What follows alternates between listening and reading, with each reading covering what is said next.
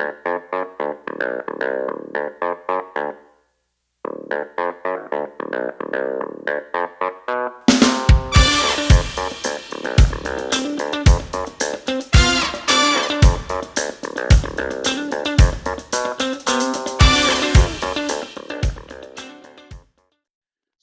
Treetools has a way of like us looking at the market, because we work across the entire range and we look at different aspects of it and have different messages, if you like, to each parts of those markets. So I just thought it was an easy way to present that first, then everybody knows which bit we're talking about, and then we can go into the other parts of it. That's what we're thinking, Pete?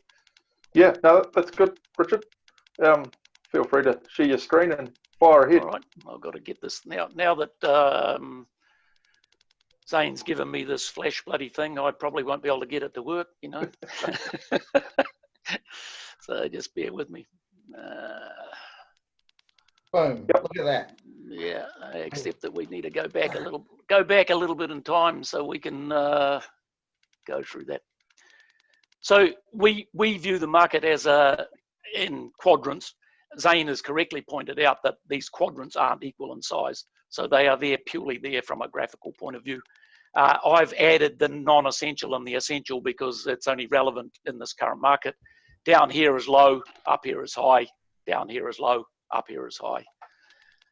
Under normal circumstances, we would have the high being capital, so big capital investment. And on this side here would be contractual. So the whole thing is basically built on contracts as opposed to just doing one-off jobs. First up would be the residential market. And I'll repeat again, Zane saying that this thing should probably be about 70%, and he's probably correct. Down here though, if you imagine it, that's the low barrier to entry. So you don't need very much capital. You've got no contracts. You've done a mail drop around your neighborhood. You've got a Toyota Corolla van and a bloody a cage trailer, and you're going to do hedges and palm trees basically. And then as you move through it though, you could be right up here where now you are starting to have a lot of capital, and there could be some contracts involved, not in the sense of a government contract, but you've got contract with homeowners. So it could be that you're going back to a previous property, and you might do it every 6 months or whatever you've got in place. It might not be a written contract, but it is a continuous flow of work. Next part of the market for us is in the amenity, we call it amenities, but that would be councils, golf courses, schools, large corporate properties, that sort of thing, where generally a contract actually is in place. The capital requirement isn't necessarily super duper, because you can do a lot of that stuff without getting completely ridiculous. When I say super duper, I'm talking big, heavy machinery, that type of thing. So the next part then for us would be land clearance. Now the capital actually is going up here. So you've got 20-ton diggers and all sorts of other stuff, big chippers, that sort of thing. It's still not necessarily contractual from Treetools' perspective, in the sense that you might have a contract with a company. So it could be an ARB company that has a contract with a roading company, just using that as an example. But the land clearance job is time specific. So basically once you've finished that job, essentially that's the end of that, and now you're moving on to somewhere else. So it's not the same site. You're moving away from that site, and you'll have different requirements. And in the top right-hand corner would be what we describe as the utility market. That speaks for itself. That's all the power companies, that type of thing. Now, in that sense, it's high capital involvement and it's contractual. I mean, essentially, a person starting down here, the Toyota Corolla with the cage trailer, is not going to move to there in a hurry. It's going to take quite some time to actually get to that point. But essentially, that is the ARB market, as this is from Treetools' perspective, how we see it. And some companies, ARB companies, sit between this, of course. They might do residential, they might do amenities, they might do residential, they might do land clearance. The bigger ones, of course, do all four of those things. And they usually have a profit center set up to handle each one of those.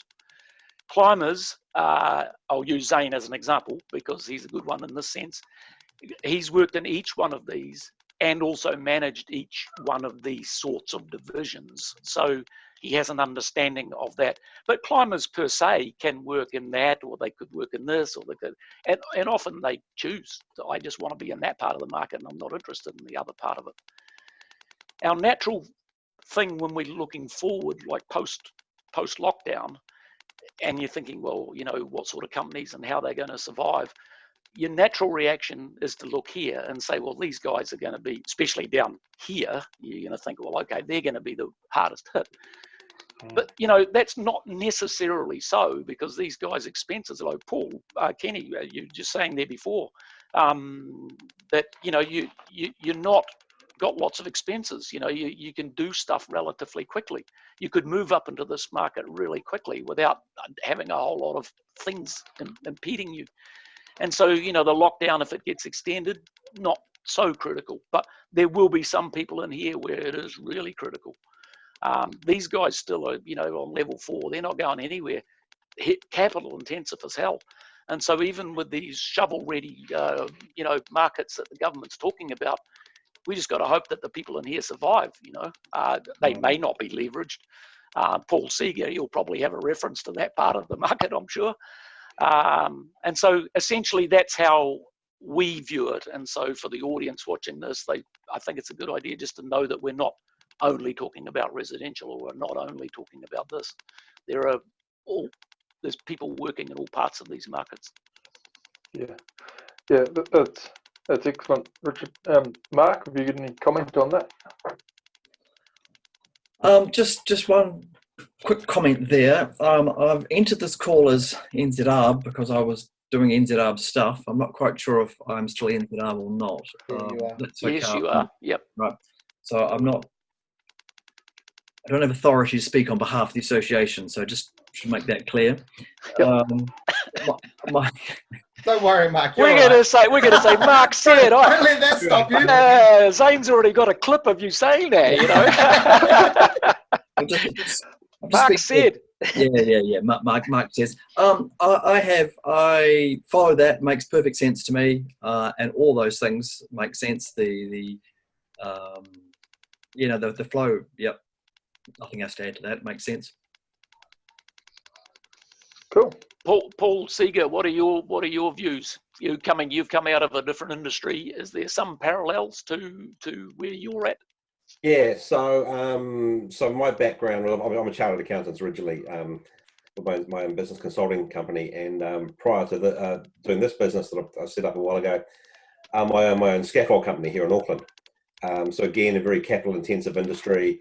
That I guess it shares a lot of the similar challenges in terms of employees, in terms of customers, and also the capital intensive side of it. Similar to the arbor industry, from what I'm hearing, and Pete, you know, I know you from your scaffold days, so I'm sure you can probably either agree or maybe you can disagree with some of the things I've just said there. But there are certainly some parallels, and I think that, you know, within the segments you've set up there, Richard. Each of those businesses within those segments will have different challenges at this point in time, and they should be probably approaching it in slightly different ways. You know, you've got the guys who are capital intensive that are, if they are highly leveraged, you know, are probably sitting there, you know, a little bit concerned right now, and now is the right time to be looking at the business and doing things like a deep dive into your cost base. What can you strip out now? Get rid of all the fat. There is a lot of fat in businesses. I've done it with a number of my clients. Classic example was of, you know, software licenses. If you've got a number of licenses you're not using right now, switch them off, or switch as many of them off as you possibly can. You know, field staff that probably aren't accessing job management systems, and the software attached to those can be easily turned off for a period of time. Google Ads, if it's anything like the scaffold industry, you know, the combination of scaffolding Auckland from a per click is incredibly expensive. So I'd be almost switching that off right now as well. And then you're going forward, you know, there are many avenues to access, you know, the government-backed lending that's going on with the banks at the moment, or that's recently been announced. The banks are going to want to require some very solid cash flow forecasts to back up what you're wanting to do and why you think you need the money. So now's the right time again to be doing things like cash flow forecasting. Isn't that difficult though, Paul, with the, cash flow projections, say for somebody sitting in this, it doesn't matter which company or which segment they're in. I mean, really, there's a hell of a lot of crystal ball gazing going Oh, on. absolutely. 100%. But all we've got to go on right now is the lockdown is 4 weeks. You might want to extrapolate that out a little bit further, maybe 6, but potentially even 8. What does that look like? Or have a couple. I see. This is before critical. I see where you're coming from. Yep. Yeah. So, I mean, normal run of business with my clients, I'll typically run a 13-week cash flow, 13 weeks because that's effectively a quarter of the year. So you're looking far enough into the future that you can spot problems on the horizon, so that you see them before they become real problems, and you can address those. With what you're doing now and the unusual situation we're in, you'd be probably pushing that out a bit further and letting the banks understand what you believe you require additional funding, be that one of the loans, which has got some strict criteria around those, or be it an overdraft facility or something else. What do you think that with guys with machinery, and it doesn't matter whether you're in the heavy machinery market or you've just invested in a chipper that's cost you 70 grand, how do you think the finance companies in that are going to be, are they going to be friendly about all of this? Because the government hasn't really sort of said anything about that part of it. It's a tough one. They're going to be concerned right now, I would have thought, especially if this continues, because all these companies are highly leveraged. These assets are still depreciating right now, even though they're not being used for anything currently. I know that some of the big ones are offering similar terms to what the banks are in terms of either interest only for a period or a mortgage holiday for the time being. Is that up to the company owner, though, to go and initiate that? 100%. They got to be active about this. 100%. Yep. A bank is not going to come to you and say, "Hey, would you like a holiday on your loan?" Yeah. They're just going to expect you to continue paying. And I think it's very important to make the distinction that a mortgage holiday doesn't mean you don't still owe the money. It's going to get tacked on to the end of it. So your 20-year loan might end up becoming a 21-year loan, and the interest will still be continuing to accrue. So that $500,000 that you owe today that you're not paying interest on because I said you can have an interest holiday, you still owe that interest, and it's still accruing on a balance of $500,000 in that example. They're not stopping the money that you are owing them right now in terms of you should have to pay it, but you still owe it. Another topic along those lines is the way that guys with yards, so I mean the very small residential guy in that bottom left corner, he probably hasn't got a yard, but as you move away up into both of those, away from those that bottom left, guys will be sitting with yards. What's your advice for people with tenancy agreements on the yards? So I've had a number of these conversations over the last probably 2 weeks. So I'll give you a bit of background there to begin with. The Auckland District Law Society commercial lease, which is the standard agreement that's used not just across Auckland but across New Zealand. Not everyone will have it, but the bulk of commercial leases in New Zealand do have it. In about 2012, they amended that agreement after the Christchurch earthquake. At that time, people were kept out of their properties at that point in time, and were expected to still continue to pay rent. That was altered off the back of that, and so there is a clause in the standard version of the Law Society lease that says, in a period of a lockout, such as we're in right now, the tenant is not liable for the rent. Now, I need to stress that's not in every single agreement, so you need to speak to your lawyer to have a look at it. But to be quite honest, before even picking up the phone to the lawyer, my view would be going and talking to the actual landlord to begin with. Have a commercial discussion with them. They're going to be stressing at this point in time. I've got clients all around the country whose landlords are incredibly worried because they own a number of commercial properties, and tenants are either falling over already, going into liquidation, or just literally shutting the shops, or have just said, we can't pay you. And so having a commercial discussion with your landlord right now, rather than going straight to the lawyer, is something I'd absolutely recommend. One thing I absolutely would not recommend is just not paying your rent. That's not going to put you in a good situation when their lawyer comes knocking on your door. And so that reference to the 2012 thing, you're saying it's not in all agreements, so the audience listening to this can't just say, "Oh, sweet, we've got that." Yeah, no. So might not be there. Don't assume it. But also, there are many situations where that clause doesn't exist, but you can still potentially have a commercial conversation with your landlord about having that lease, the lease payments paused for a time being.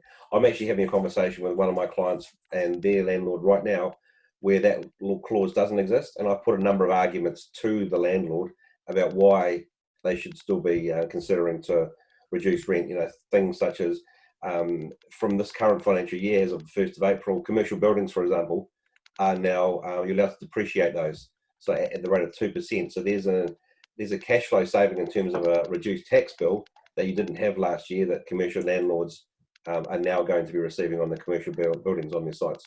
Right. Okay. So an empty site, though, just a yard with a fence around it. No, unlikely. The land never depreciates. Yep. I think you know, as the Herald keeps telling us every second day in terms of Auckland house prices. That's true. Yeah. Did you want to crack into those questions, Pete? Or sorry, Paul, you having a go? Well, I think it's going to be in the best interest of everybody in those sort of contractual agreements to come to some middle ground anyway. Otherwise, there's going to be a whole lot of commercial buildings commercial yards sitting empty, and they're going to be getting for it. So. That's exactly right. I completely agree with that statement. Yeah, it's interesting watching the news, though, because there's people that are at one end of the scale where they're, well, in the middle of the scale and say, let's do a 50-50 on this. And so sitting in the middle ground, you know, I'll pay half and you accept half. At one end of the scale, though, you've got, you know, the big tenants, the anchor tenants saying we're not paying any rent at all. And then you've got at the other end, the landlord saying, no negotiation, mate. I'm leveraged up to my eyeballs if you don't pay the rent. I can't pay my bloody mortgage. So, you know, it's sort of a really hard one to, it would be a case-by-case basis, absolutely, wouldn't it? 100%, yeah. I mean, the key point is really what you said, though. Be proactive and actually go and have the conversations as soon as possible, because leaving it while it seems easy in the short term is going to make life a whole lot worse in the long term. Completely. The biggest thing that people should be doing during the lockdown period is effectively what we're doing right now, communicating. And that's just not to your landlord, it's to your suppliers, but also on the other side of the equation to your customers as well. So you can understand what they're thinking, what pain they're feeling, what you can potentially do with them going forward as well. Because my view is I like to build relationships. I'm not a transactional person, and by that I mean I don't try to, you know, clip the ticket as much as possible and then walk away expecting never to see that person again. I would rather build an ongoing relationship with somebody. So if you're in that sort of model, then having a conversation with them ongoing so that you understand where they're coming from during times like this, I think is very important.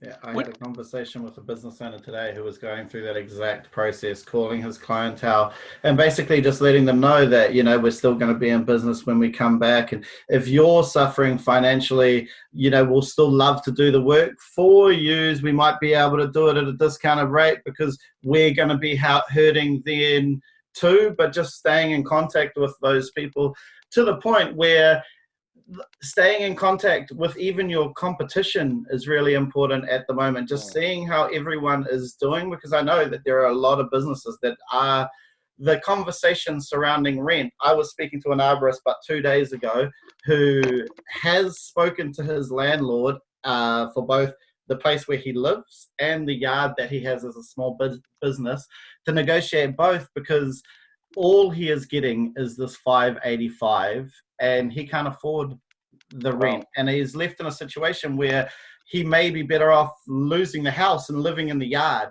because the people who, you know, and this is the stark reality that a lot of arborists are actually faced with at the moment.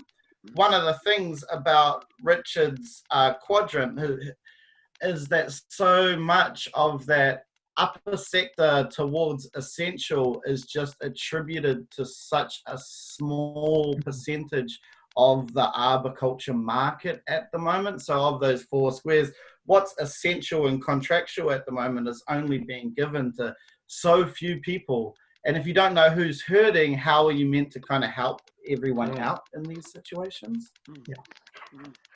You also find that too, Zane, that if some of those smaller companies have jumped up to that, was it the amenity square? So doing council work, which you'll find they end up doing is chucking all their eggs into that basket and doing that. You know, they may be okay in this, but then I've also seen some of those companies bounce. They lose a contract with that council, or something happens there, and so they've lost all that, and bang, you know, just spreading your risk. You know, they 100%. either way. What Pete was saying earlier, just surrounding stimulus. So one of the conversations I was having earlier in the day today was surrounding that. Now, if the government should come out with a good stimulus package where the council are being, you know, released a whole heap of budget to do more work. For these smaller companies in this time now, it's really like get all your SOPs up to standard so you can put your hand up and say, oh, can I have a piece of that work, please? And I was even saying to the point where when you're speaking to your clientele, if you're going to be approaching your local MP to say, hey, if there is essential work within my community, can it be for us? We're a part of that community. To speak to your clientele and say to them, hey, I'm approaching my local MP. I need essential work. I'm really desperate at the moment. Can you put in a good word for me? Because I'm from this area and I don't want to see other companies just being given the exclusive right to do what is considered essential work at the moment. If that doesn't start happening now, 6 months from now, if all that people can do is essential work, a whole heap of companies are going to be gone, and then there's going to be a whole heap of companies that don't meet the threshold for doing that work. To that point, Zane, I did a very similar conversation to what we're doing right now with the scaffold industry last week, and one of the points I made, and I think it's relevant to every industry, if I'm honest, is it's not a holiday right now. Everyone, 100%. Now is the opportunity. Now you should be working on your business rather than in your business. So if there are gaps within your SOPs, as you mentioned, or if you're not, if you're not a member of an industry body that you want to, or you aspire to become a member of, and there is more than likely a barrier to entry or a hurdle that a business has got to clear to meet the right level of standards to become a member of that body, now is the time to be putting in place those policies, those procedures, those health and safety requirements, so on and so forth, that you need to do to clear that hurdle. And then you're in a better place to be able to do that essential services work when you want to apply for it. Oh, and it's a good place where, you know, if you're topping up your one of your workers' wages, well, give them a job to do, work over the SOPs. There's things like that. They are getting the supplement from the government, so the subsidy. So in that place, it's like, well, we do have all this shortcomings in our paperwork or whatever. You can give that to people, and that actually upskills your worker, all of that stuff. But you just can't sit there and do nothing. Yeah, it's almost like you listened to the video I did last week, Zane. I wish I had. Yeah, it's like it is. This conversation is so important because I know right now. Now I know this, but I know there are a lot of people who are really hurting, and you know, like I wish everybody else knew how much these people were hurting as well, because there may be people who are willing to like reach out and say, hey, look, when the essential services works start popping up, or if council are generating works like this, then it can go towards these people, because losing the small businesses would be an absolute tragedy for arboriculture. On the topic of upskilling, it's a very, very good time for getting field frontline staff to actually teach themselves using online courses about how they can help improve the business's systems and procedures, and so when they do come back to work, they understand the system and why they have to do all the things they have to do, which a lot of them probably don't understand, and it's just a routine thing.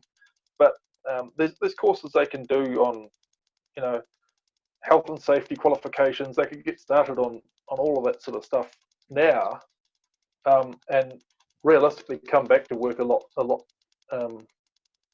with a lot higher skill level than what they had before. Just to add to that point too, Pete, something I advocated to a couple of clients last week was that I guarantee you there are systems and businesses that people are using, and they're using to the level they need them to be used at, but they're probably only touching the tip of the iceberg about what that system can actually do. Yes. Now is your chance to get a deep dive into the job management system or the costing systems or the health and safety system, whatever you're using, whatever you think is great for your business and you like, learn it to a level of understanding that you haven't currently got, and then it can do even more for you going forward. Yeah. Just adding to that, Paul, is that often to look at that sort of stuff, you do need a block of time. And right now we've got that block of time, you know, where arguably there's no interruptions. You can sit down and like really spend some time looking at that. So I completely agree. On top of that, there's actually an abundance of time, and there's a lot of people sitting around who are actually capable of helping you in this situation. So you can reach out to people like Mark or NZR to help guide you to build these like SOPs or whatever you might need. One of the things about Richard's quadrant is in transitioning from that residential, you usually have to, you know, just to get to this utilities, it's all the procedures that you have to develop are just as restricting a lot of the time as the capital. So you might have the capital, but if you don't have the procedures, you're not going to get in there either. So now is your time to kind of stop that barrier from being in front of you and actually develop a lot of that stuff. And there are an abundance of people who are out there right now who would probably be willing to help you develop that if you needed to. Zane, just you mentioned about people herding out there. What part of the market are they across the market completely, or are they focused in a more of a narrow area, one specific area that's taking a harder hit? Do you think? Yeah. So, look, I can't speak for these are all anecdotal situations. So just people. Yeah. No. Understand that. But generally, they are definitely in that residential quadrant. But some of these businesses might be, like I was saying earlier, 3 or 4 chippers. They've started as a small company and, you know, like created enough income to generate more finance and more employees. And this kind of has evolved to something that now COVID has come along and it's really shown them how vulnerable they are at this time, because, you know, all they've been doing is kind of following the blueprint that was written for them. And at this point, they're really like, you know, looking at the situation where they may have to let people go, sell stuff, or be gone altogether. Yeah, so that model is built purely on cash flow, where you're buying the gear. Often they don't have real estate behind them or anything like that. They're actually using the chipper or the truck or whatever as collateral. Yeah, some of these people still rent the house that they live in. Yeah. You know what I mean? There's no mortgage break for the people who are renting and are trying to run a small business. And speaking of Paul, just knowing any kind of like avenue where you might get finance or you can cut costs, because these guys are arborists. They're not savvy business people, so they can cut a tree down better than anyone, but getting access to some of the things that we need access to, which is why, you know, I want to know, how do these guys get access to essential work? It's looking like that might be the only work that they're able to do, not just for the next coming weeks, but for the future. What if we move to level 3 and they can't go back into someone's backyard in the same capacity they were? Not going to just be those restrictions too, Zane. It's going to be, if they're in a residential market, it's going to depend on what's going to come out of the employment. The unemployment that's going to come out of this, there's going to be no money in that residential market. People are That's right, 100%. And that's what happened in 2011. Well, you know, the last downturn. You noticed all your private companies, well, in our area, they pretty much just the small companies disappeared, and then they gradually came back up again. So, I mean, that's the issue. I was working at one of the biggest companies in New Zealand at that time, but I was working in Australia, and I know how much of a strain that time was on these, you know, on our biggest companies. So there's just no question how much people will be hurting at the moment. That's why I kind of feel like that residential market, that's going to be really bleak. So we need those players still need access to this essential services market. and not at the cost of someone like Treescape or Asplin who holds those contracts, but as well as, you know what I mean? Yeah. Do you think the bulk of them are ready for it though, Zane? You know, like, or do you think there will be a relaxation? I mean, Mark might be able to answer this thing. Can there be a relaxation of the rules, or, you know, because some of the guys that Zane's talking about, they might not have had everything in place. You know, not quite. Although, as you said, Zane, earlier, when we were off camera there, where you were saying groups of people joining together, or some people coming in under the auspices of a bigger company that actually has all of this stuff in place. And some of them, Rich, you know, you'll find that some of these smaller companies at the moment who are actually fledging into these other markets, they actually have real strong health and safety policies. You know, like, this isn't a shot at any of those, but skill for skill, the smaller companies in New Zealand, they actually sometimes have the better arborists, the better teams, the better, so skill for skill, procedure for procedure.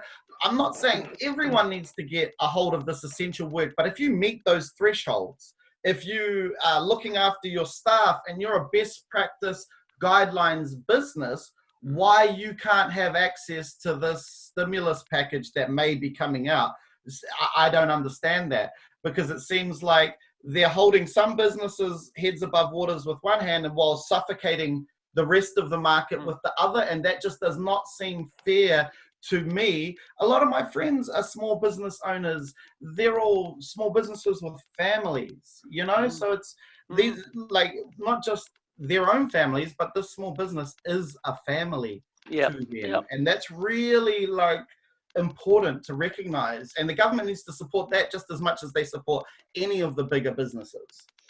What are you seeing coming through from NZR, Mark? Is it like, as in terms of does the government or anybody from the government talk to NZR, or do we talk back, or how does it work? Jumping back about 50 points, one thing that NZR was doing was, like, so this morning I was NZR until 12, so the first 4 hours this morning was NZRing. And the nursery industry has declared their services an essential service. So based on that, NZR was going, hang on a minute, we as an industry body need to approach the government and try and get arboriculture as an essential service. Bingo. What happens there, things get weird, because the nursery industry, so this is, you know, 2 hours ago we had this conversation, so obviously nothing's happened yet. But the flow-on effect for all of this, so the nursery industry, we have to move plants around the countryside. Well, if you're moving plants around the countryside, then people need to plant those plants. The utility sector, so the NEA, the Networks Association, revised their view on what an essential service was Monday or Tuesday this week. So, you know, the networks, the utility sector was always kind of fairly tentative in what it considered to be essential, but now there's got some quite staunch guidelines around managing HV and so forth. But with the utility workers working, then you need to have the traffic management people managing those services. You need to have people fixing the trucks, assure your COFs are running, you know, all that sort of stuff. So when they release, you know, when one essential service happens, all the subsidiary services sort of get caught up in it as well. So I don't know how the government would manage that, and I don't know what the answers are there. But one thing NZR is doing is, or will need to do, is get arboriculture as an essential service, so we can then support all the other, you know, the flow-on effect from there. What's required to do that, Mark? Like, is there some sort of process, or? I believe it's just a petition. I believe we need to go to working to NIMBY and just go, look, you know, this is the services that this industry provides, and this is as I said, it's a couple of hours old. Of course, the guys that there would be two parts to that, because even if it was as an industry, an essential service, individual companies could choose to not do it, I presume, if they wanted to. But also, they would have to reach the criteria of working in the correct way, wouldn't they? Yeah, that's always going to be there. But so yes, if you are working under level 2, level 3, whatever the lockdown will be, You do have to have procedures to ensure you are working safely within that level. And there's multiple versions of, the extended bubble, the separate bubble. There's just interpretation thereof of what that actually means. But initially, the industry has to be registered. So the nursery industry got themselves registered as an essential service, full stop. Currently, arboriculture isn't at that base level registered. So we need to get that done. So the utility sector is going, we need to manage our HV network. That, they don't specify who and what manages it, as long as it is being managed. So I think if the Arbor Association can get arboriculture registered as an entity, as an essential entity, then it allows individual companies to actually, gives them more options of actually doing anything. Would those individual companies be only members of the NZARB, or would it be someone who describes themselves as an arborist? Obviously, it'd have to be the industry, where you couldn't go non-members, but because that's an awkward question. What is that? Membership drive, Mark. Yeah, that's right. I wouldn't exclude non-members, and it's about the only thing we would do. Why I'm asking that question, because an arborist is that's a pretty catch-all sort of thing. Some of the people that I see that describe themselves as arborists, I'd say, oh, maybe not. But if it became an essential service, it might be sweet. I'm in. Oh, for sure. And when I joined this conversation, we're talking about doing mass plantings. I mean, heck, if arborists are now do revegetation projects, then that's we're now arborists doing revegetation projects as well. So the thing that just has to be balanced off against all of this is just public perception of whether or not we're asserting ourselves as being something essential, when a lot of public just perceives some of the people who are out there working under this guise of essential services. Look at some of the feedback that they're getting at the moment from there's people petitioning the council right now to stop some of the stuff that's going on.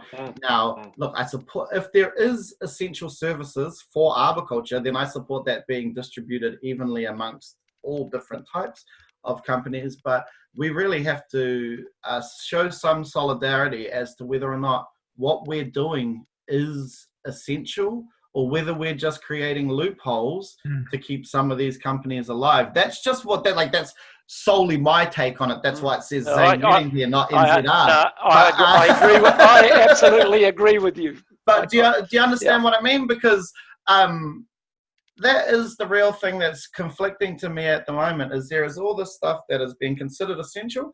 Well, I don't consider it essential, but if it's being considered essential and people are being given out work, then we need to be making sure that people are given work evenly to those who are able to do it, not just to those who hold the contracts to do it, because that seems to be setting up a situation where someone might end up with a monopoly after this. They're the only ones who are capable of surviving. I think we've missed the point a little bit too, is that our first priority's got to be is to contain this and stop it spreading, so we can all go back to work. So that's what I think too, Paul. That's what I mean. The solidarity, so that if the arboriculture industry was saying, hey, this isn't essential, and for the next 4 weeks we're stopping, we'll address it after 4 weeks, that would have been cool. But there is a division that's being created now because that's not happening. You know what I mean? So yeah, that's the thing. I mean, that's the most important thing, and that's what annoys you when you see stuff like that. It's that what we need to do is get this contained in New Zealand, quarantine from then on. If we can do that, we can pretty much go back to normal. We're going to have restricted export markets. That's but right. As in the country, we're up and running again. So let's get this sorted out as soon as possible. And my feeling is that we're doing that. I mean, for the second day in a row, we've had a drop in case numbers. Yeah. If yesterday, for the first time ever, our active cases in New Zealand decreased, and they've gone up again slightly today because recoveries are only 41 and new cases were 50, so they've gone up by 9. But the right now, officially, the government is saying there's no extension to the lockdown. Unofficially, I've heard from many different people that it potentially could be another 2 weeks. But so we're talking 6 weeks. You know, Yeah, that's what I've heard as well. Globally, I think we are doing incredibly well. I've got a model on my website that I run, a COVID-19 model, where I'm tracking all of the data across different countries. And if you take Ireland, for example, now Ireland's got a population of 100,000 people more than New Zealand, so they're pretty much on par. Ireland got their first case of COVID-19 3 days after New Zealand got its first case. Today, they are over 6,000 cases. We're just over 1,200 now. Now, admittedly, we enjoy the luxury of having the ocean surrounding us, and whilst Ireland do as well, they're very close to, obviously, the EU, and they've got an open border with the Northern Ireland as well. So they do have those things against them, but I think that how we've managed it here is far better than a number of 95% of countries across the world. Yeah. You know, South Korea are held up as the gold standard, but even there, they've got over 10,000 cases. Of course, their population is much larger than New Zealand's as well. But I think going forward, I think we're in a really strong position to be able to come out of this a lot better than most other countries. And Paul, you're right that the borders will be closed for a while to people outside of New Zealand, but internally, hopefully things will come back to not the same, but a new world, and the damage limitation will be able to commence. We're not talking about hotels and airlines and the tourism industry here. So the majority of the people we're speaking to who will be watching this will, for all intents and purposes, should hopefully be back up and running in the very near future. It's the point there, Paul, is that, you know, arboriculture had always been a New Zealand thing. I mean, we didn't export arboriculture. The guys were working inside the New Zealand market, so we haven't lost anything in that sense. You know, our market's still there. It'll be diminished for all of the various factors that we've already talked about.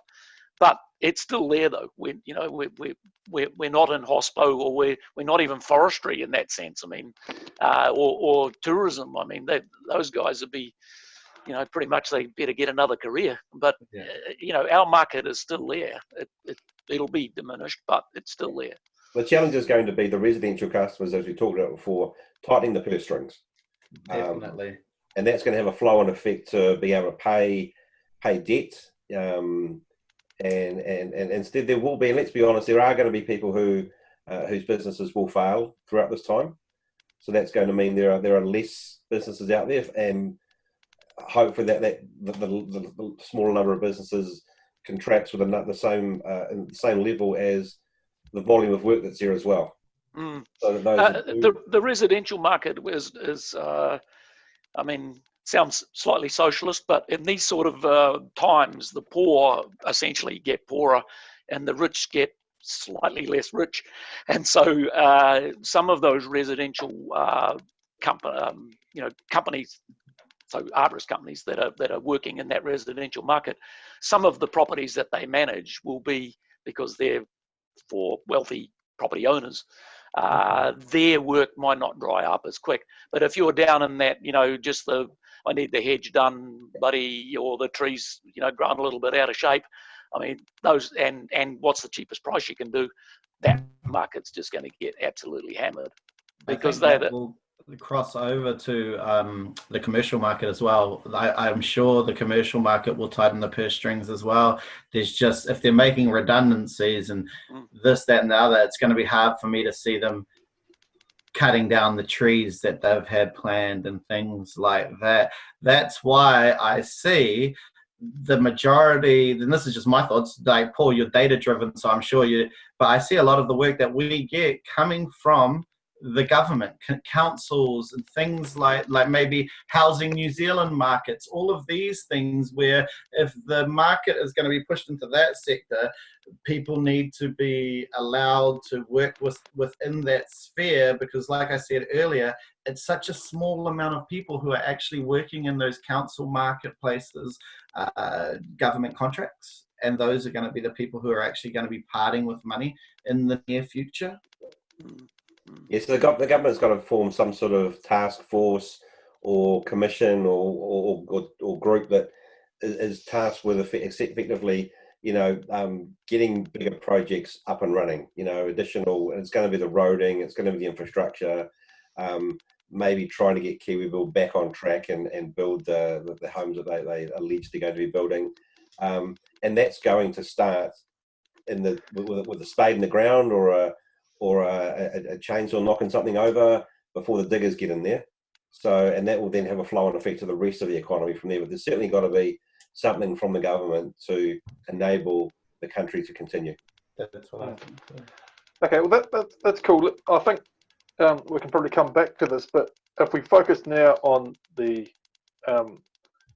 questions that have come in regarding surviving this, and then we can get back to possible opportunities after that, maybe, if everyone's happy with that. So we had a few questions come in. We'll start off with the first one, which is, as an employer, I've received a lump sum financial assistance package from the government, but my predicted loss of earnings did not eventuate, as in we were able to work and generate some income. Will I have to pay the money back? And if so, how much? And what's the percentage of it? You're looking at me, are they? Yeah, that's your one, mate. My question. Look, I'll be honest. I've seen nothing I don't think the government have come out with anything formally to say, in this situation do X, and that situation do Y. So my view would be that there will be people being audited at random, potentially to see how they've gone, what beforehand, how they went afterwards, etc. Or maybe it'll be captured via income tax returns, although it's very easy to game the profit of a small business. So potentially you might get caught out. I've always towed the line my entire life, so I would always advocate, again, back to communication. Pick up the phone to Work and Income or to the IRD to say, this is the situation. Do it, do it on a no-names basis. There's no reason to give out the name of your company at that point, because you're just looking for guidance currently. So have a conversation with the likes of the IRD or or Work and Income, or your accountant may even have a view on that himself.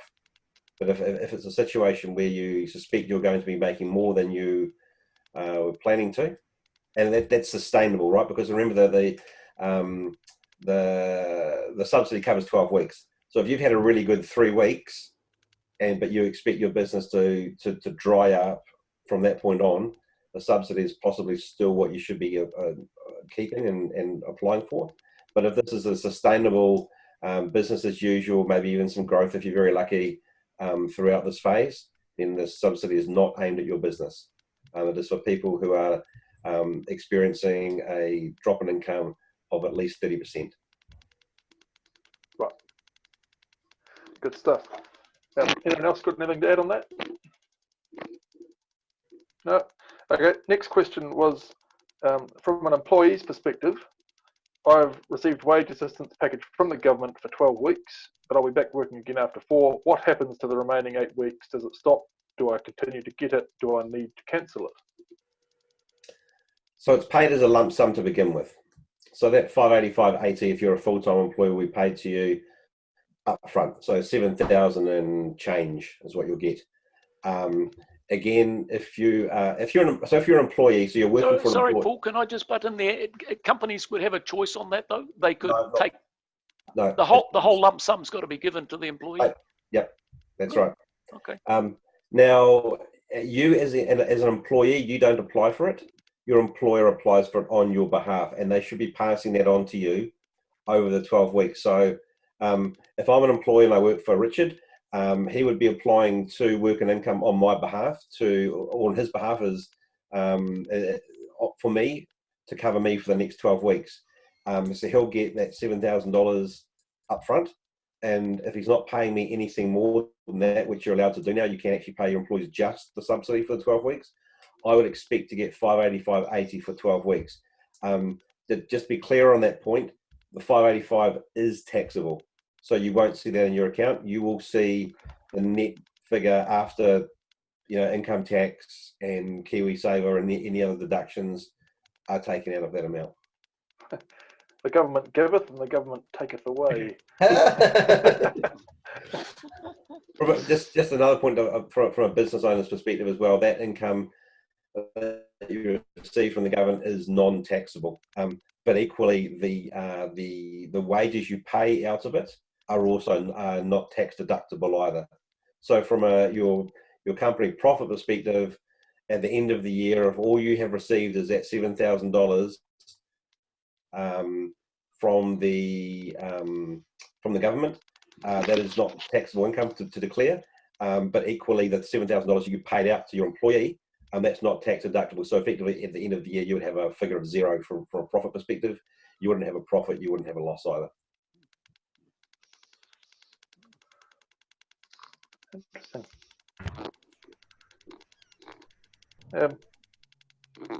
Okay, next question was, if you're a sole trader or subcontractor and also work for a company, does it reflect on your payout if you have outstanding invoices coming in during the lockdown? Outstanding invoices? No, I wouldn't have thought so. I mean, that's just your usual work that you've been doing.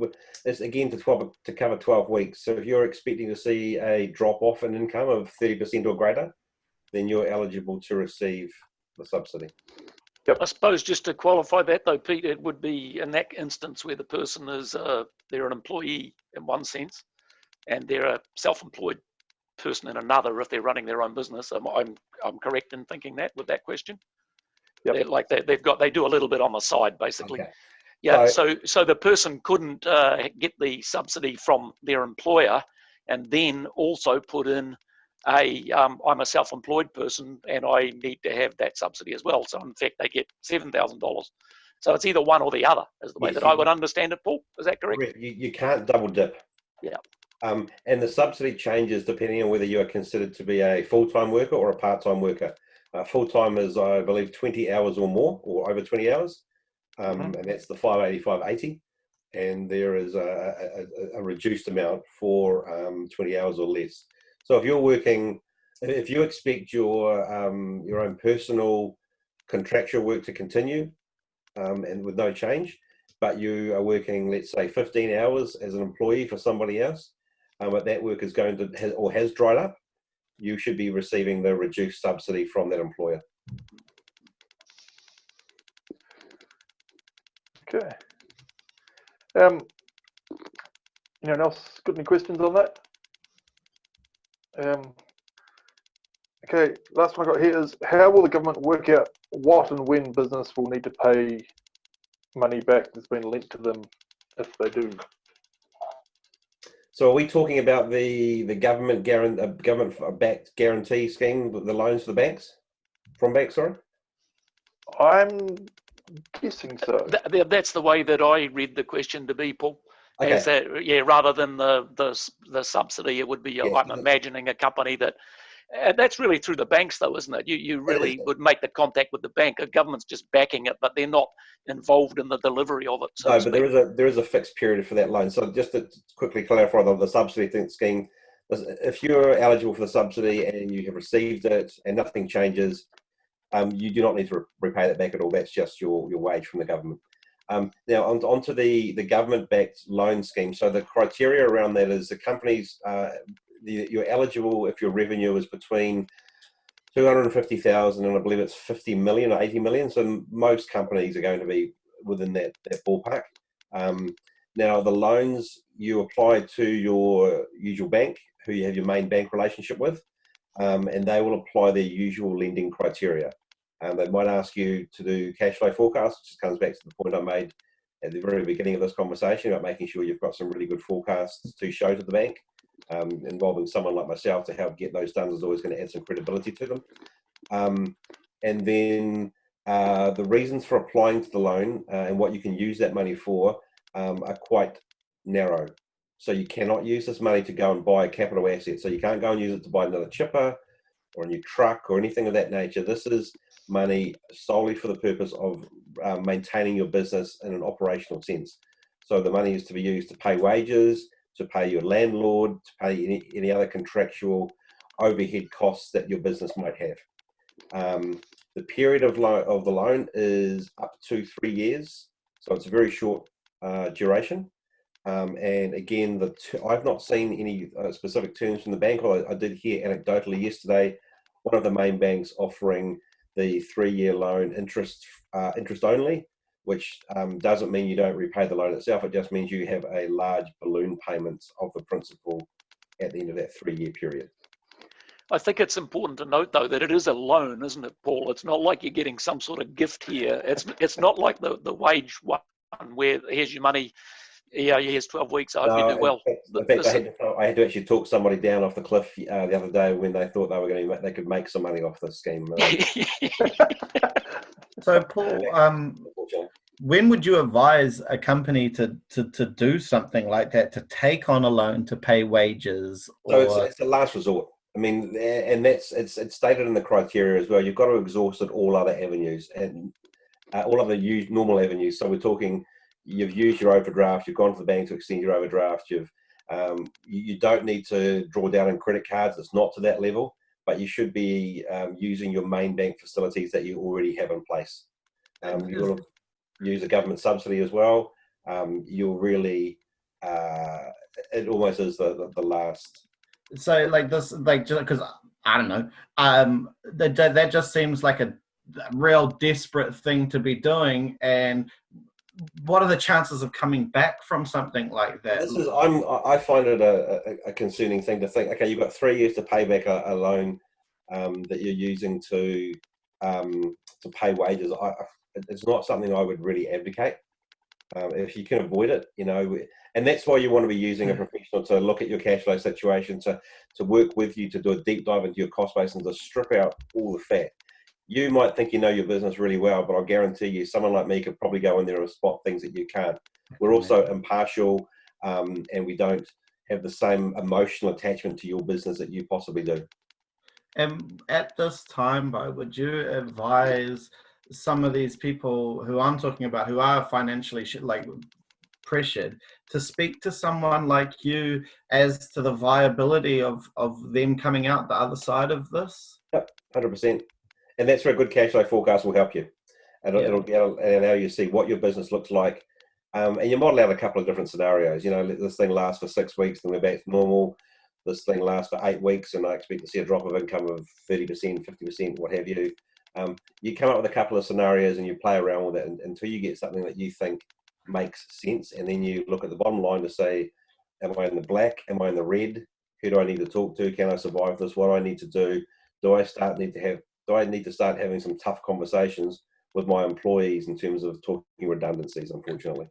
Yeah, because I already know people who are in that situation, who are like, not right now, but are looking into the future and thinking, man, I might be coming to a bridge where I have to either get rid of somebody or everybody, or take on this massive loan, which, they had never assumed that would be the position that they would be in when they took on this challenge of running a small business, that it might be the thing that just completely ruins them forever. Yeah, and this is the really sad thing about this. Nobody's done anything wrong. No, that's right. Actually, someone in China has eaten an uncooked bat, right? So aside from that, nobody's done anything wrong. And I think that the key point here to make is that nobody should be beating themselves up over the head because they think they've done something wrong, they've run their business poorly. Of course, there will be examples of where that has happened. A lot of businesses I've seen that are run on the smell of an oily rag and are leveraged up to the hilt. There's a significant proportion of New Zealand businesses in that situation. Yeah. But if your business was viable before we went into lockdown, if you use the right people, there's no reason why your business still can't be viable once you go out of lockdown as well. Yeah. I think the important point there, the important point there is you have to exhaust the normal relationship that you would have with the bank. So going back to you, Zane, it's sort of a line of last resort. Yeah. But of course, if you've already leveraged up to hell and you're too scared to ring the bank manager, then it's probably what you're going to have to get. But often banks, of course, there's no reason why they couldn't extend your overdraft, for instance, which is not a loan as such. It's more of a floating thing. So my real question surrounds whether or not, for the individual closing up shop, would be better for them Mm. than taking up these Mm. loans. And in some situations, that will be the 100% the case, because most businesses will, if it's been structured right, should be the shareholder of the business is likely to be the owner's trust. They are likely to be a small shareholder. If they've got significant assets they've had to borrow against, the assets are probably mortgaged and against the owner's house by way of a guarantee. So do you want to put your house on the line, or is it right to potentially shut up shop? That's a conversation. It's a viable or it's a realistic option to consider. It's for some people. Yeah, So and that might be the safer option sometimes. a lot of the people we're talking about here have probably never dealt with a professional in your capacity, Paul. Yep. What can they realistically expect in terms of how long would it take to sort out forecasts, cash flow forecasts, that sort of thing, that they can take to the bank? How long it's hard to say without having seen the state of the business already and how well it's been run. If they're employing, a good bookkeeper to do their accounts, and their accounts are relatively in good position, I would expect to be able to do one for them within a day or two. So as long as you're in a good shape, it can be done fairly quickly, as long as all the answers are provided and your accounts are in good shape and all that is known, and you've got a good view on where things look like for the future. Yep. The more back and forth, obviously, the more the longer it can take. But Unfortunately, as Zane alluded to in the conversation earlier, the guys are extremely good at doing tree work, but their business models not necessarily are in equally as good a condition. Having said that, though, there are some that do, like it is absolutely right. So, and I'll be completely honest, that's the reason why I've set my business up. As I said before, I came from the scaffold industry. And where most people in that space are similar to the arbor industry, they're very good scaffolders, and people know firsthand this. They're very good scaffolders, but they might necessarily not be as strong at running the business. That doesn't mean they shouldn't run the business, because they could be great with people, and that goes a long way, especially in New Zealand, which is a nation built on the back of SMEs or small and medium businesses. But having someone on board who can guide you through the pitfalls of owning the business, understanding what the details and the terms and conditions of supplier agreements, of loan agreements, of understanding. Don't go and buy that ute tomorrow because you've got that big invoice paid today, because you've still got GST to pay, you've still got ACC, provisional tax, all these other scary things that people might not necessarily think of initially when they go into business. I've been in many conversations to stop people doing that sort of thing as well. But I set my business up specifically to help work with small people. I've been a chartered accountant for over 20 years now, and I accept that people in the small to medium market probably don't need and probably cannot afford to have someone like me on their books full time. But using me as and when required at the appropriate times can be beneficial in the long run. So while we talk about at times doing a deep dive and cutting costs out of a business and stripping the fat back, there are absolutely some costs you want to retain or costs you want to incur because it's going to provide long-term benefit to your business.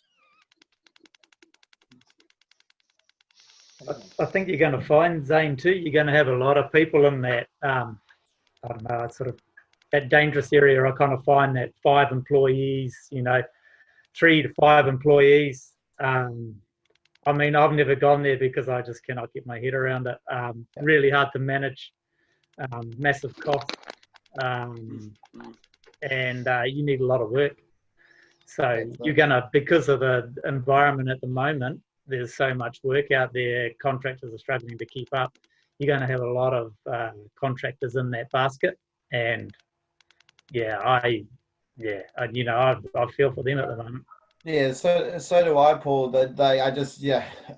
Being someone who basically was built in the bigger corporations of tree work, at the moment I just look at like a lot of these people are my friends who are exactly like Rich is saying. transition from just being arborists on the tools to taking a chance after saving up a bit of cash to buying a small truck and a chipper. You know, they financed it or whatever, but they've grown something into having maybe 4 or 5 employees now, continue to finance things, and now they're in this position where it's like, what have I done? Through nothing that they've done wrong or anything like that, you know? They should be really proud of what they've done, to be able to take that risk, take that step and go out on themselves and to do well. Again, they've not caused this. They were not the person that ate an undercooked bat. Well, this is, you know, one of the things why I keep raising the, you know, the essential work issues, because I would like to see some avenue for some of these people who are doing the things like having SOPs and following procedure. I know that there are going to be casualties of war through this, but for those better companies, for those companies that have reached out to try and, like, you know, adhere to all the standards, I'd love to see them get access to some of the work that the government is allowing to happen at the moment. My personal view is I wish they were letting none of it be essential work. But if it is, it needs to go to more than just these big companies and keep them afloat, because some of these other small family businesses, it breaks my heart thinking about what they're going through at the moment, you know?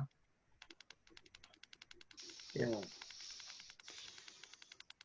What are some of the other questions, Pete? That was the bulk of it from the Facebook questions that we got. But Paul, you were having some more thoughts around what else they can be doing to set up for. I think future growth. we've always touched on some of these as we've gone through. So I think there are almost 3 phases you want to be using the lockdown period for. One is immediate survival, right? And that's, as we've talked about, it's having the conversation with your landlord, with your bank manager, but also with your customers, because you want to be wanting them to be aware that, you know, you're still there, you're still hungry to continue for them once we're allowed out the front door. It's doing the cash flow forecasting. It's removing the excess fat out of your business. It's doing the things that allow you to survive. That's, I think, is first and foremost. Secondly, it's, I think, being better prepared for the future, and that is looking at things like I mentioned before, using the time now to work on the business rather than in the business. And when I say that, I mean with your doing a better understanding of your systems, the software programs you're running within your business, putting in place better SOPs and procedures to allow you to gain access to being a member of the appropriate bodies. But it's also understanding your business better. If you're not sitting there struggling about your cash flow, but you are hungry for work, you know, when people talk to me about the success of a business, they typically talk in terms of my profit is X, Y, Z, and I just sit there kind of rolling my eyes, because profit, you care about profit when you're a large corporate. When you're a small to medium business, family owned or operated, profit can be gained really easily. The idea is to make low profits so that your tax bill is less, obviously. So the better results that you can understand within your business are looking at the data within your systems. Do you know, for example, who your most profitable customers are? Who are your most efficient staff? What are your most profitable customer segments? There's a lot of information held within your systems that will give you those answers to those questions. And if you pull them all out and stitch them all together, you'll find some really interesting answers, and that can help you drive your business forward in a more of an efficient manner, coming out the other sides. And that's what's going to be key, I think, to survival, is being those businesses that are efficient and can run really lean going forward. So because cash flow is going to be king, and the more that you can retain yourself rather than leak out the bottom in terms of overheads, the better you're going to be.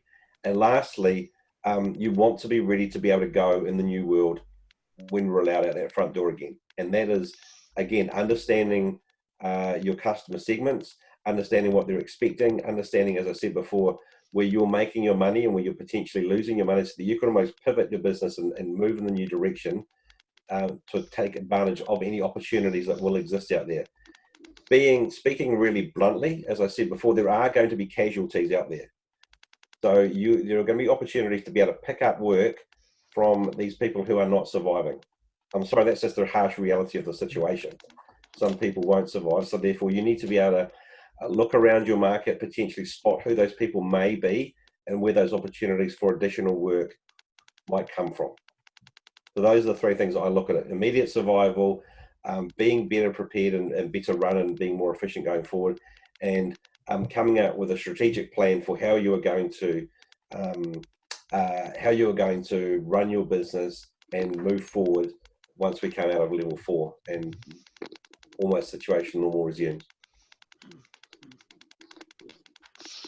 Cool. I got a question, which is, yeah,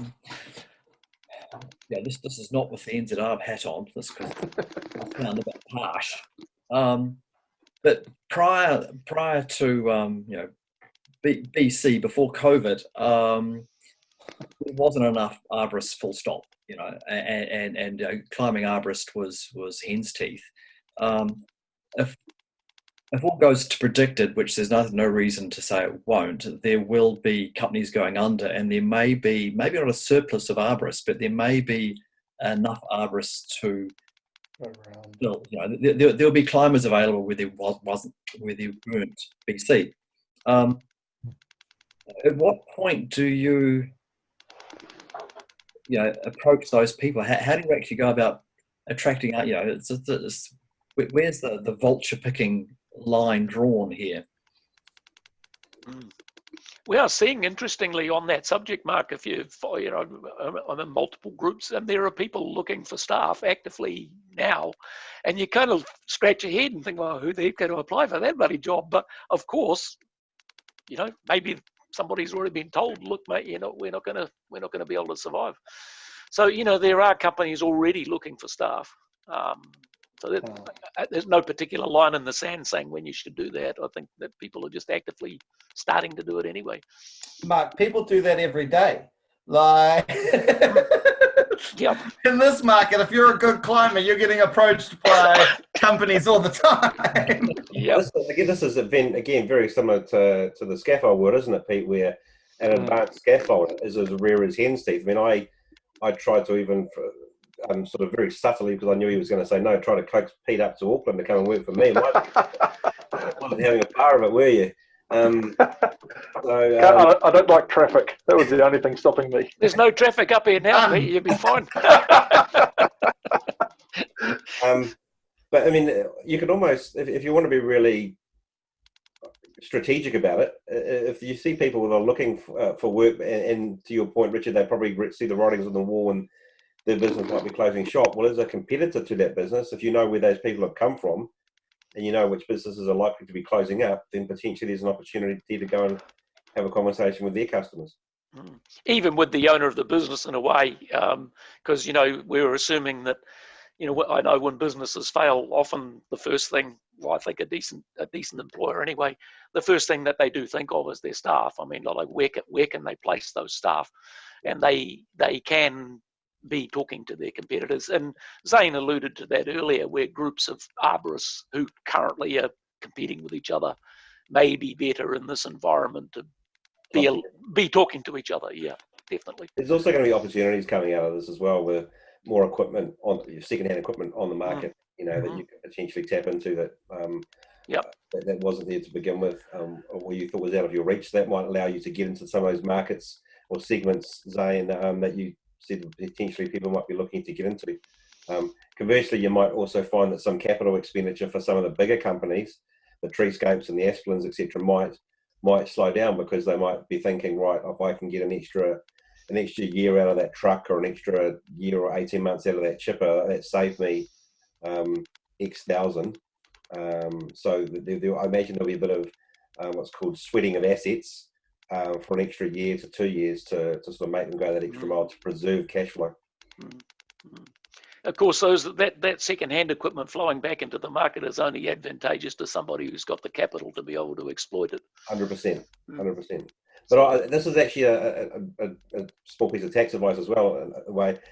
For this year only, you are allowed to expense anything up to the value of $5,000. What do I mean by that? Well, an asset that sits on your balance sheet prior to this year had to be over the value of $500, which basically means that if you're buying something, say a computer, you would only get the tax benefit of that over the next 3 to 4 years through depreciation.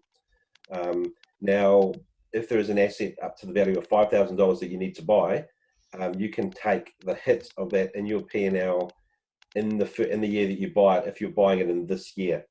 What does that mean? It means that your tax bill is lowered because you're taking that $5,000 up front, as opposed to spreading it over the next 3 to 4 years through depreciation. That's been allowed. Another sort of trick that the IRD have allowed this year because of COVID. Next year, from the 1st of April 2021, that threshold will be $1,000 rather than the $5,000 it is this year. This sort of stuff, though, Paul, is going to go over the head of the bulk of the market that Zane's talking about, that are currently absolutely sweating. Okay, put it in plain language. If there's something you really want to buy, a really neat flash, iMac or what have you, and you've got the capital to buy it this year, not next year. Yeah. I think it goes back to the cash is king thing, though, isn't it? Where if you've got money coming out of this, then you're probably going to be in a way better position. Yeah. Although the ones that fail, of course, will not be in that position. So, one of the questions I was asked recently, and you probably have a better answer than I did, should people be adjusting their rates coming back and out of this? As in selling cheaper work, you're meaning? Well, I actually had someone who's in a quite unique position. Well, there's a small proportion of the market that are contract climbers, and when speaking to some of the contractors, they have asked me like, when I come back, should I drop my rate? And at first I was like, well, actually, because you're a contractor, you might be one of the people who's most sought after in this marketplace, because some people will have let go of their staff, have an influx of work, and they might be in a position where they're quite sought after. Yeah, conversely, they might actually be in a position where no one's looking for contractors and they have to drop their rates. Or the third position is to Mark's point earlier, those people that have been let go are now going to be looking for work as well. They're going to be contractors. So the contractor market could be flooded with climbers, and you're going to find yourself competing against people you weren't competing with 2 weeks ago. That's, true. I think as a general principle, though, the answer, the very simple answer would be not to drop the rates. I mean, that would be that's the starting point anyway. I mean, obviously, as Paul says, if the market's flooded with people, it's probably the same in scaffolding, Paul, but the contract climber thing is a very broad brush. There'll be people who say they're contract climbers, but they're absolutely useless. Absolutely. And then the same person says they're a contract climber and they're super efficient. But they're both called the same thing. And so one could be, $25 an hour, and one could be $500 an hour, and there's a big difference between it, So I think the basic principle would be not to drop the price until it was seen where where this market's going to go. Yeah, exactly. Yeah. And it could be localized as well, Zane. Like where companies fail, there could be really good quality climbers that end up in the market and decide to go contract climbing. Yeah. But remember, contract climbing, Paul, just come back to your reference there, where they go and decide to do contract climbing. Contract climbing is kind of like a business, really. And so it is. I'm not sure that these guys who are just being made redundant, they're going to be prepared to say, well, I'll get in there. And I think if someone said, here's a job, I can pay you this much every week. You work 3 days for me or 4 days, guaranteed the money. I reckon they're going to take it. And the same thing has happened. We've observed in the contract market where I'll see them come into the shop and they say, I'm in the contract market. Within 3 months, they're doing 4 days of work for the same company. Yeah. And they take the Friday off, and maybe on Saturday they do a few homers and call themselves a contract climber, but really they're an employee of that company. Yeah, they're few and far between, like the people who actually jump that are floating. Yeah, that's right. Yeah, and have that clientele. And it's because, Zane, they do run it like that is a business in itself. There's risk associated 100%. And, you have cost attributed to that as well. Like, you do have to have all your own saws, all your own climbing gear, all of that stuff, insurances. So there will be people who come out of employment that want to go contracting, but it's a little bit more of a hurdle than what people expect. The last thing is that I wonder, Paul, is just, what kind of effect do you think that this will have on the average employee's wage? Do you think that this will stifle the wage market at all, or will employees be coming out of this able to go to places and ask for more money? Will it have any effect on wages? I'll just jump in there, Zane. I think it'll be very company specific, and there'll be a spectrum, if you like. There'll be one end of the spectrum where the company owner says, you know, this is my opportunity to grind everything down to the lower, and they'll tell a sob story about how, you know, we've come out of this and we're on the bones of our ass, and you can't expect that kind of money, and I'm doing you good. You got mum and the kids, and I'm really looking after you here. And then I think at the other end of the spectrum, there will be company owners that say, no, it might be an opportunity where they have pulled their staff numbers down, and they're prepared to say, well, I've ended up with better staff and I want to retain those staff. And if I can, depending on the work mix that I've got, I'm actually happy to pay them more money. So to me, it's across a spectrum. I don't know about what you think, Paul. What do you reckon outside of the ARB industry?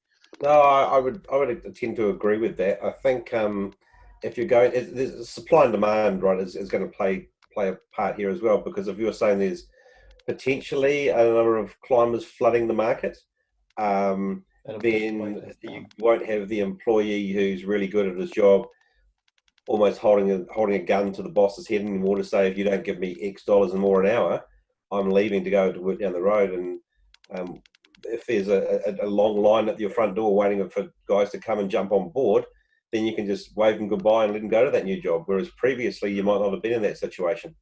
Yeah, I mean, what I was thinking is that coming out of this, there may be a handful of companies that are, you know, all good and they're ready to rock and roll. And because there will be an influx of employees, they all of a sudden get to control the wage level within the industry because they're the people who are left, you know. But I don't know if that's the case. This is just me hypothesizing kind of thing.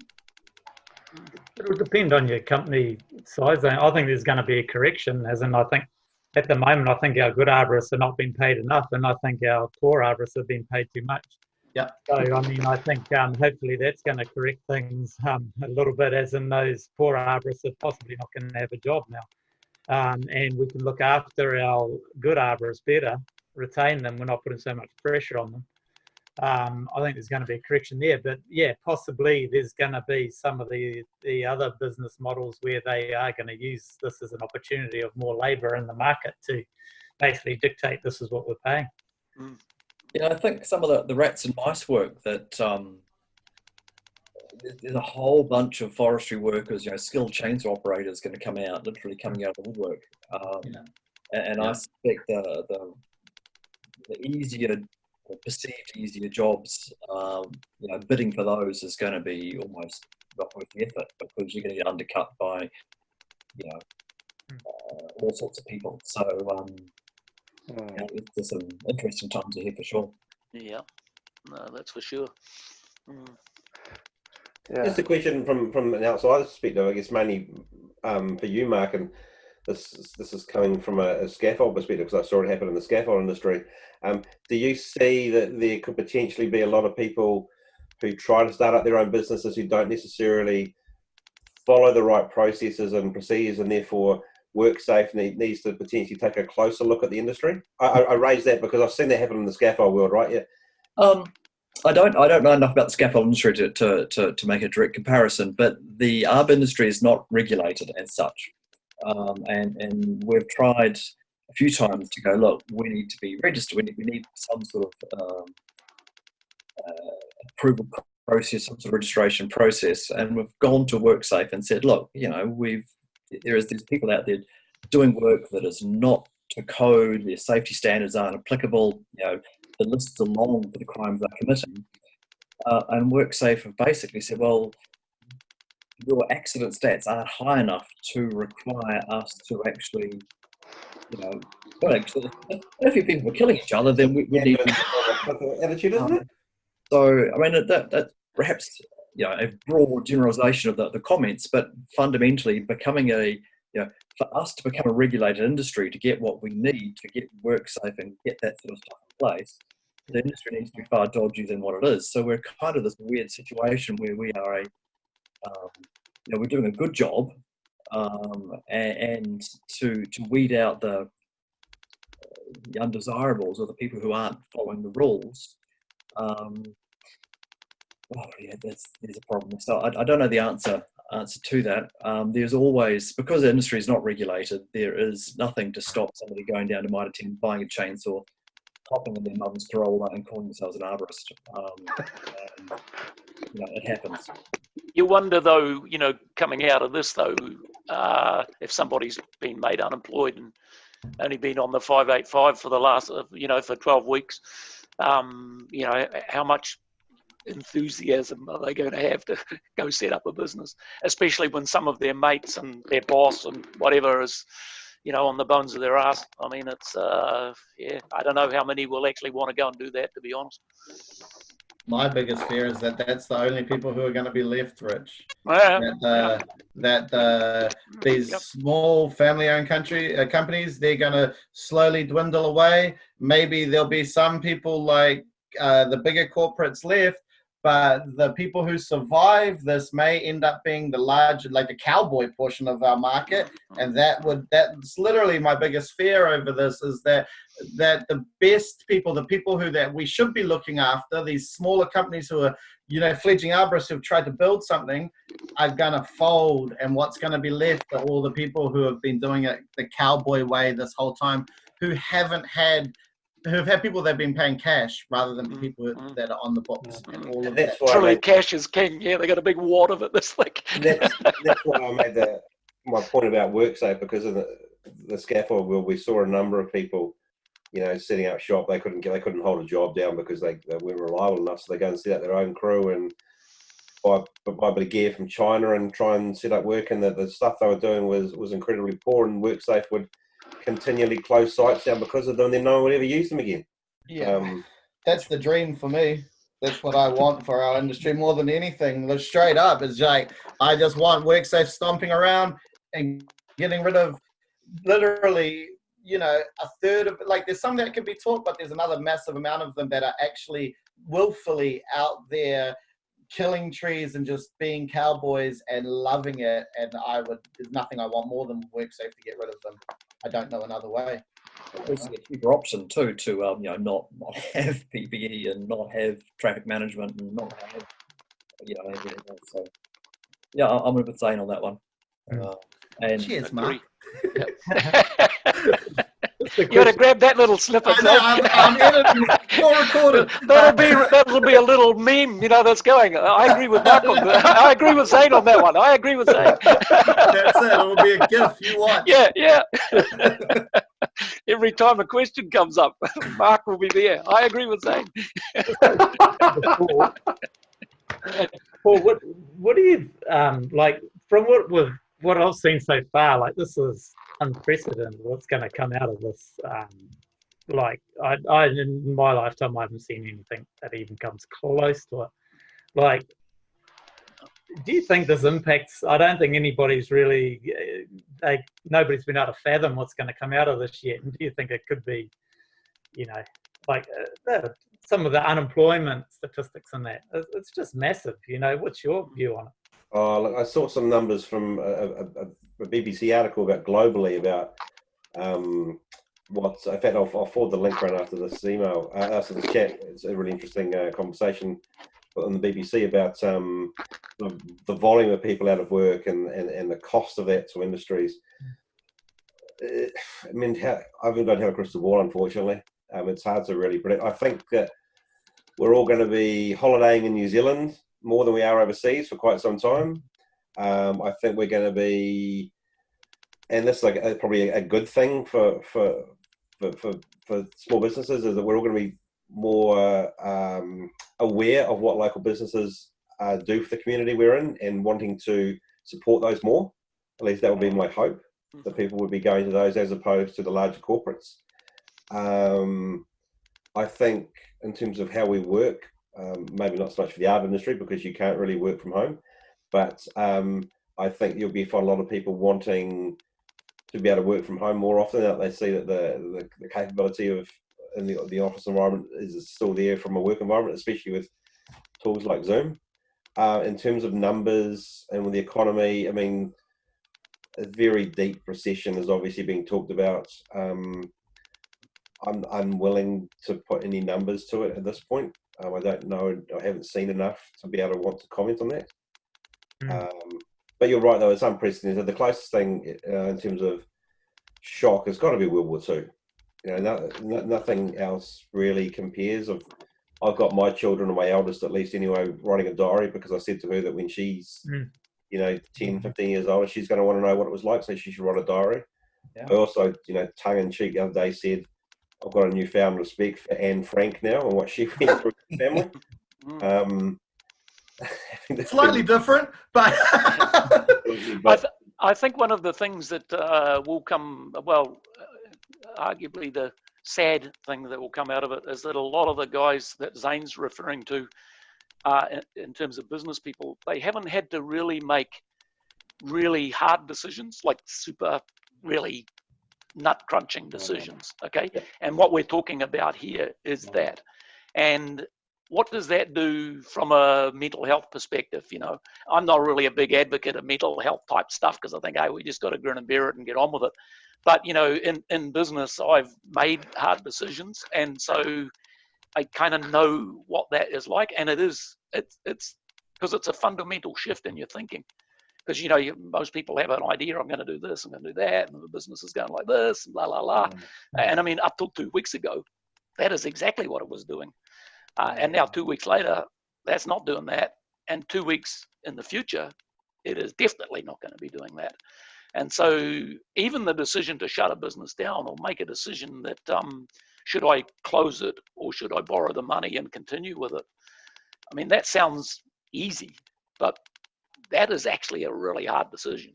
Because even going down the, I'm going to shut my business down, I mean, there's a lot of pride in these businesses. You know, I see them in the shop all the time. These guys, they built this thing with their very own hands. They love this bloody thing, you know. To just say to them, look, oh, sorry, mate, shit happens. You know, and even the anecdotal stories where you say, oh, well, you know, think about an airline pilot. I mean, imagine how hard that would be for him. I don't know whether they really care too much about that. So yeah, I feel really bad for the airline pilot, but I'm still making this decision. I've stomped the floor too hard, and my camera's gone off, so I'll get it going again. Yeah, I mean, one of the things that you're saying there is like so many arborists attach their sense of identity to the thing that they do. Just being a climber. I mean, I've taken pride my whole life being, I'm an arborist, I do this for a living. Soon there's going to be a whole bunch of these people that are faced with the fact that they're going to be on a benefit for the first time in their life. And I know a lot of proud New Zealanders that are like, you know, they attach that, I've never been on a benefit, I've always had a job. Or like when I look into the future, I look at a world where we don't have the opportunity for everyone to be in that situation where you get to be that version of yourself anymore. You may have to be a beneficiary for a while. And for the male psyche, that can be like something to overcome. That's what I'm saying, that what you're talking about exactly there, Zane, that quantum shift from being the guy that says, oh, a bunch of bloody dole-bludging bastards, you know, well, I've got to go to work and pay for these pricks. All of a sudden, you're one of those people. You are one of them. Yeah, and exactly. Personally, Rich, with that, exactly what you're saying, there should be something that makes people a little bit more empathetic to these people who have, you know, were poorer prior to BC, and now you can see how circumstantially some people don't choose to be in the situation that they are. Now we're faced with a New Zealand that's full of that. These people who are like circumstances have put them into this place, you know. It could be, though, that the empathy, what Paul referred to, that, you know, taking the small business thing and how much that part they play in a community, a bit, and the same with the unemployment thing, is that it is a rethinking, if you like, of, you know, people look at it from a different way now and say, well, wait on, we've got to rethink this whole thing. And this is the crystal ball gazing part of it, of course. We've got no bloody idea. Even of all the stuff that we talked about, it's who knows? Absolutely, who knows? Some of it definitely will come to pass, though. You can, like, the writing is on the wall. It's all going to be a matter of time and what the fallout is likely to be. I think a lot of this is also worst case scenario we're talking about here too, right? Yeah, definitely. You know what I mean? Like that's definitely which way I'm looking at things as worst case scenario, because if things end up better, awesome. You know, but if they're not, then you're prepared. And that's why I keep saying to some of these small businesses are like, why don't you approach your local MP now? Because you don't want to be doing that in 6 months' time when you're on the bones of your ass and you've got nothing. Why don't you try and like reach out and make sure that you can access some of this essential work, and maybe as a collective for the businesses that are in your region, so that you're getting some of this work. Because otherwise, in a little while, you might not have the opportunity to be able to do that, or it's too late at that point. It's sort of just as well, going back, Paul, to what you were saying about strategic planning. I mean, one of the things is always the worst scenario. I mean, a lot of people plan, you see them do spreadsheets and stuff, and it's all the wonderful scenario, and they don't chuck in anything that's bad. Yeah, I don't think it's being a doomsayer, you know, by talking about the worst scenario. And just adding to what Zane said, you know, I say to the guys when they come into the shop and they are talking about negotiation, where they've got to negotiate thing, and I say to them, think about what's the worst that can happen. Can I live with the worst that can happen? And if you can mentally get your head around, yeah, I could probably live with the worst, that worst that could happen. Now, it's not to say that is going to happen, but if you are living with, you know, in your mind thinking, yeah, I could actually live with that, then your negotiating start point, if you were talking to the local MP, is a lot easier, you know. I just thought it was important to raise that point on the basis that, you know, people will be watching this and I don't want them all thinking, oh, God, everything's... Yeah, it's the end of the world. Yeah, you know, we have spent, even at the beginning of this video, talking a bit about, you know, worst case scenario, businesses falling over, this is what it's going to mean on the benefit, etc. That's not necessarily going to be the case for you, for everybody. Yes, some of them may fall into that situation, but not all of them. No, absolutely. I think businesses that had good fundamentals, you know, from the beginning, well, let's face it, are probably a big chunk of businesses, really, I think. I don't know. But if they had good fundamentals, I mean, they're going to be back. You know, maybe it's a third or 2/3 of the size that it was. Yeah. And maybe it isn't going to be all beer and skittles. But, you've still got a business, though. You know, you've got something there. And as I say, the market still exists. It is a New Zealand market. All of the bits are there. Our gear is not being, it's not like the butchers where they've got to biff away the meat, or the flour guy that has to grind his flours back into the dirt. I mean, you go back to your yard, the gear's still going to be there. If you've maintained your staff is still there. Yeah, and if you had a good business, as we said before, if you had a good business 2 weeks ago, there's no reason why you won't have a good business in 4 weeks' time when hopefully we're in lockdown. Yep, no, I agree completely. We're pretty dynamic people too, and we can change. Like, we'll be picking kiwi fruit next week. You know, we'll probably go and start picking kiwi fruit, me and Steph. Just might as well. It's essential work. So, you know, we're lucky. We're in an area where we can do something like that, and we can switch around and do other stuff. So, and I think a lot of the arborists are going to have to maybe swallow a bit of pride, and they're going to have to do some work that before they wouldn't have done. You know. We're going to have to adapt. You're going to have to, you know, you're going to have to do what you can get for a while until you get back up and go. Yeah, that's a really good point, Paul, because the horticultural industry is, in the past, has been largely reliant on transient workers, backpackers, that sort of stuff, to do all their picking, pruning, all the rest of that. The bulk of their labour force is gone, and they are pruning's about to start for apples, I think it is, and they've got no one to do it. And you know, it does need a large workforce, and if you've got people who are already familiar with trees, you know, pruning, that sort of stuff, well, yeah, why not? That very topic was on a midday use today. You know, 90% of the market this year, but 90% of the workforce, this year in New Zealand is, where previously it's around the 40 to 45% mark. I was talking with Stacey Collier yesterday, and he was saying, look, you've got two ways to think about this, and you might as well be positive. You know, not saying you're not real about it. I mean, yes, you know, shit will happen, but You might as well take a positive spin on how that will be, because, well, you know, the opposite of being negative. So you might as well be positive about it. So I thought it was an interesting concept. Yeah, no, I agree. Yeah. But People then that, maybe some of us are eternal optimists, you know, rose-tinted glasses. the people that are sitting in the corner of their house right now with their knees pressed to their chest, rocking and whimpering, are the ones who will struggle the most. Those who are using this opportunity to, as we said before, work on the business, not in the business, have a strategic plan, have done all the work in terms of cutting costs, etc. Those are the ones that stand the best chances. You've got to accept the situation we're in. We can't do anything about it. Therefore, how can you turn it to your advantage? Yeah, agreed. I think that one of the good things that's going to come out of it too is that we're going to become more self-sufficient, as in we can look after ourselves, we can source stuff in our own country, we can, you know, do stuff. And I think that shift has been needing to come for a long time. And I feel exactly the same way, Paul. something that's going to happen there, which will be a positive, you know.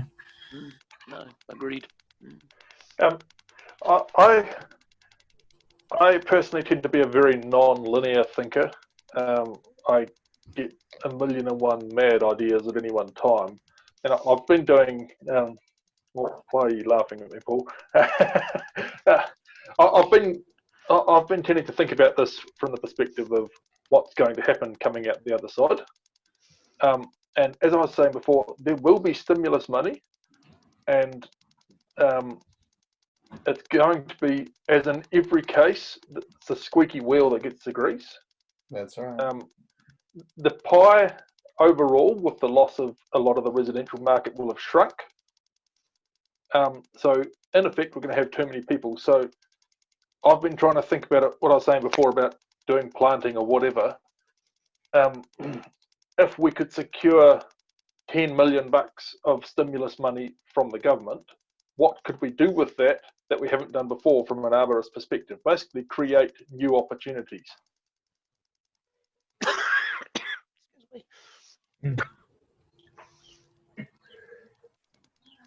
Hard question. No easy answer. No, there's not an easy answer. But isn't that money better given to the your main client base? That's right. With a tag on it that this money is for arb work, it's not for you to go and build another housing development over there or what have you. Because isn't it going to be that sector? It's the private sector predominantly that would undertake the infrastructure work or that would require arb services. Yeah, but the thing is that if we want to,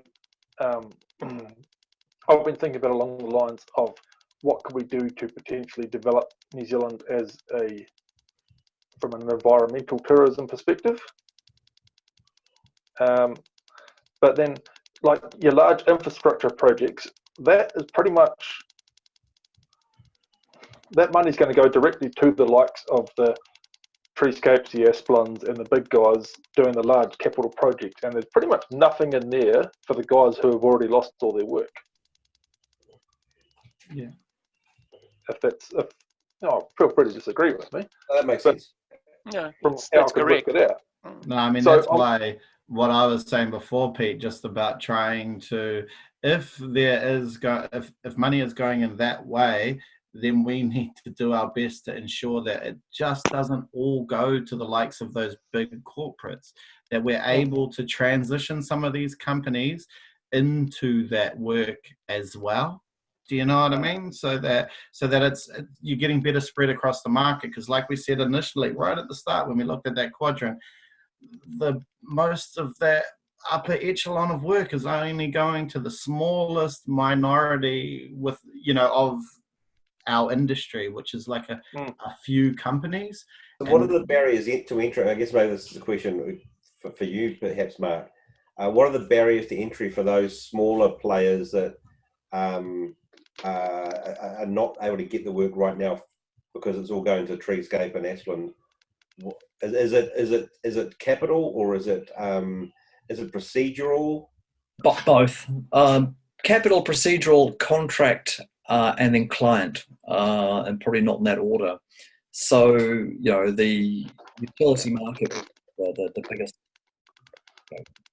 most obvious quadrant in there.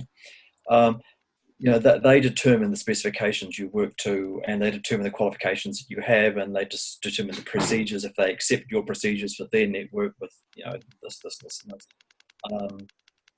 So a lot of that For a lot of people, it's meeting that pre-qual metric, and there are a lot of smaller companies that have invested the money to get their pre-qual to be able to tender on these council jobs and stuff like that. Now, sometimes their tenders don't work out to the point where they get their foot in the door to do some of this work, but you do find that there are a lot of smaller companies in Auckland that do get access to some smaller portions of council work. They might tender it and win it sometimes. And those are the companies that I'm really talking about who already meet that threshold.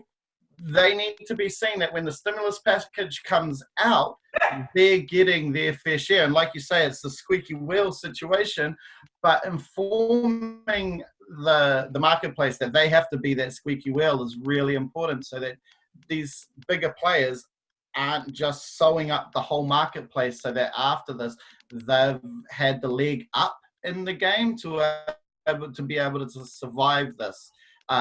That's kind of what I'm looking at least. So when this like $10 million does come in, what's important to me is that it gets divided in a way where people get to access it beyond the bigger corporates, Yeah, and I'm thinking of work that predominantly is what sort of work can we do that's not. Yeah, I understand that. It's more skill based than capital based. So, you look at what happened with the when the government did the new cycleways, like Alps to Ocean is one up near us, and then they've done them all around the country. Could we do something like that? Installation of, I don't know, zip lines or something through the national parks, or I don't know. But it's something that you don't need $50 million worth of machines. You need a very specific skill set that not many people could. Well, that arborists generally only have that. That we can do something that will contribute long term towards the benefit of New Zealand. I think given that we've seen the way this lockdown works though, Pete, is that money's going to filter down through that triangle, and it'll be the top guys that are going to get the first nip at that cherry. The government, say, that's handing out this money is not going to be getting down to a local bloody arborist level. They've got no interest in that. They're going to be saying, here it is to a block of companies. We want cycleways and zip lines through national parks. Go and make it happen. Yeah. End of story. And then it's up to the next level down to share it around. Yeah. Now, whether they will or not is another matter, but I don't think there's going to be no government mandate for it. I'm absolutely certain of that. I mean, that's where I think NZARB could work really well, is ensuring that they insert themselves into that argument and say, like, oh, look, we want to make sure that things are distributed fairly within the industry or proportionately or something, just to make sure that these smaller businesses get the support that they need, that it doesn't just go to the places where it seems to largely be going at the moment. Mark, with all due respect to NZARB, would they have enough clout to be able to pull something like that off, though, realistically? Knowing, of course, that I just happened to enter this call from an NZARB call.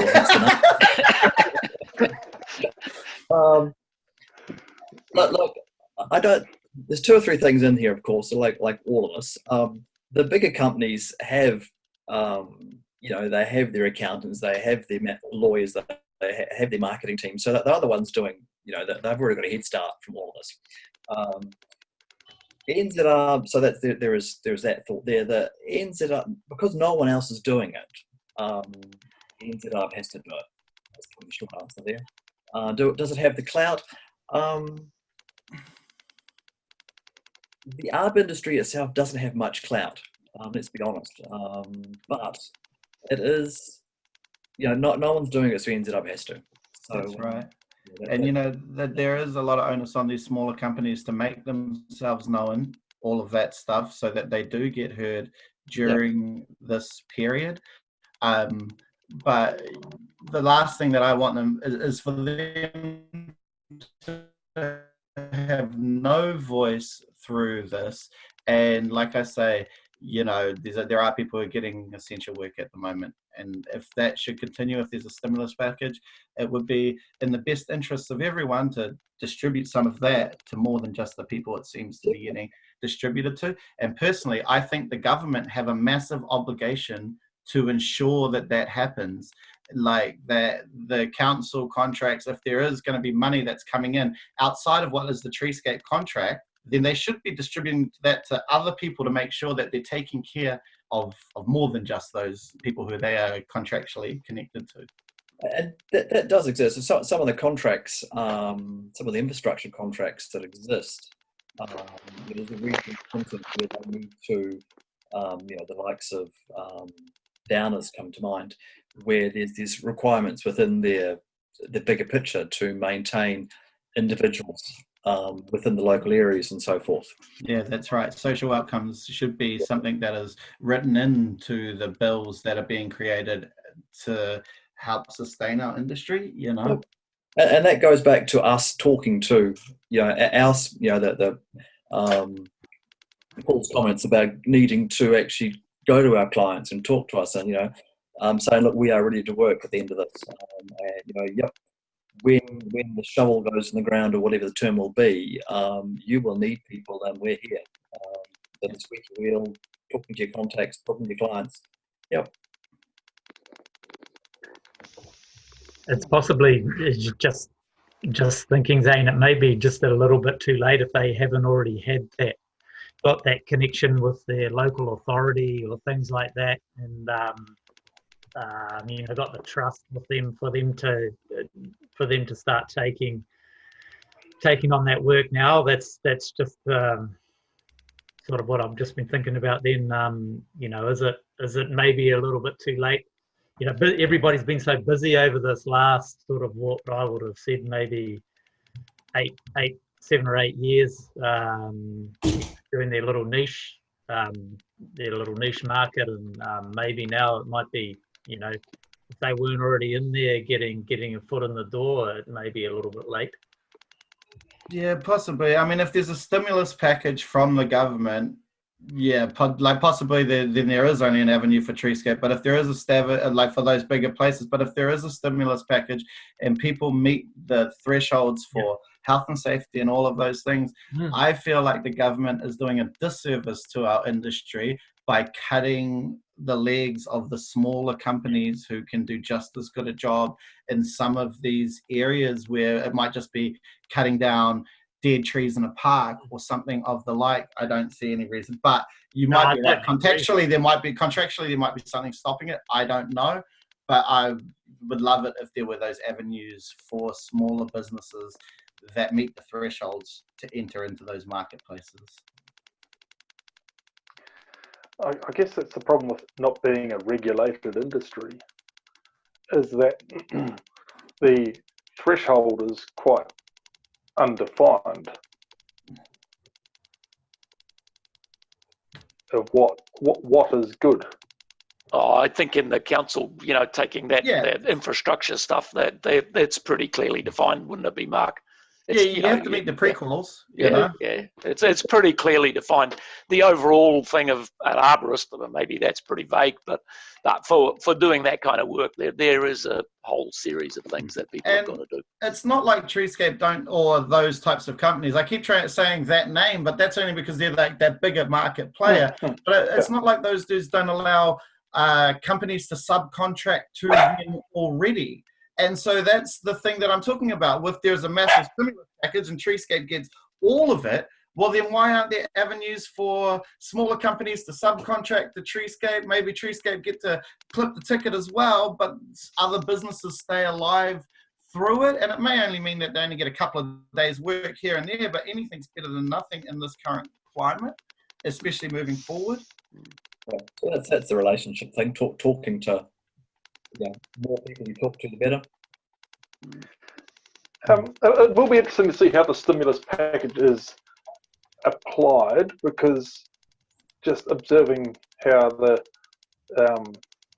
rebuild was gone about with the main contract being Fletcher's in Christchurch, it'll be interesting to see whether a similar approach is adopted for large projects where it's just everything is handled by one main company and then it's filtered down from there, or whether they might look at that and say, well, actually, that probably didn't work that well. Nothing's broken here, though, right? Nothing's collapsed, like was the case in Christchurch. You needed a large construction firm, whereas here, when there's no tangible damage, shall we say? So you can't. I don't think the idea of having one main contractor, company, supplier, what have you, leading is the right model. I don't think Christchurch is a direct comparison in this situation. Yeah, cool. No, I'd agree. And we almost exhausted ourselves.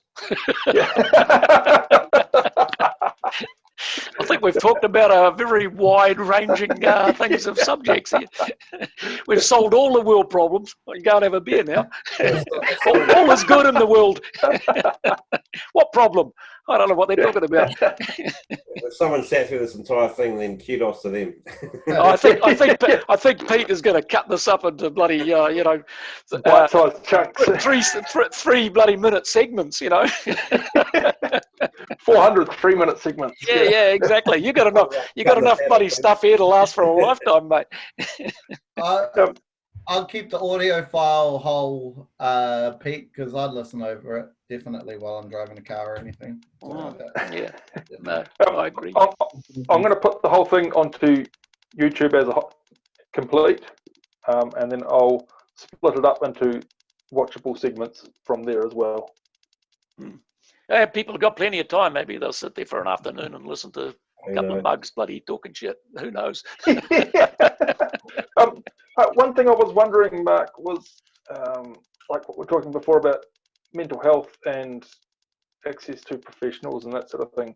Does NZARB have, or would they be interested in having a contact list of reputable people for people, and that people who are having a tough time or financial strife or whatever can contact? Again, not speaking on behalf of NZR, but I don't see why they wouldn't. I mean, it's just the association exists to support the industry, and if a list exists that will provide support to the industry, then I've seen no reason why NZR wouldn't promote that, distribute that, etc., etc. So I don't think the ARB Association isn't, I don't know if we have any expertise in that or any connections with mental health, but Can I just jump on that quickly?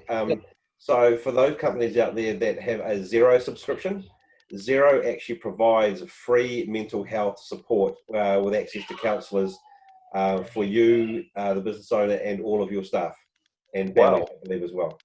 So if you're a Xero subscriber, you have access to those abilities. I'll pass on to you after this, Pete, the details for that, and you can post that up there with this video as well. But absolutely. Absolutely do that. No, that's brilliant. No, I was just thinking, I mean, like what we're saying, a lot of these people don't come from the sort of background where they would know who to contact as regards business help, accounting help, financial, mental health, whatever. If we could come up with a reasonable list of people who aren't your neighbour's uncle, reputable people, it's not to be seen as an endorsement by NZR, but more the fact that they're probably in a reasonably central point in terms of where people would go to look for advice.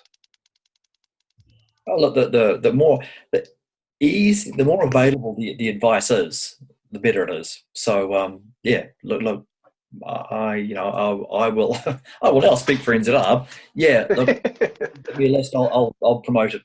We will promote such a list. Yep. The Xero thing. So not wanting to start a whole new chain of conversations, but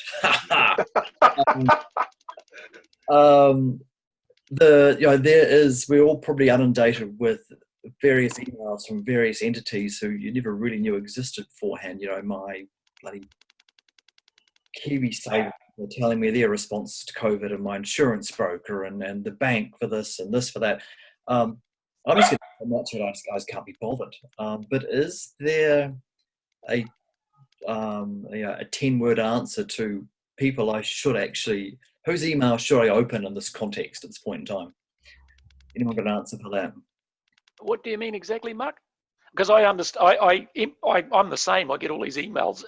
Initially, day one, day two, you kind of read them all because it was like, oh, I better find out some information here. And now you just put them in the bin, but I know they're all the bloody same. I don't need all this shit.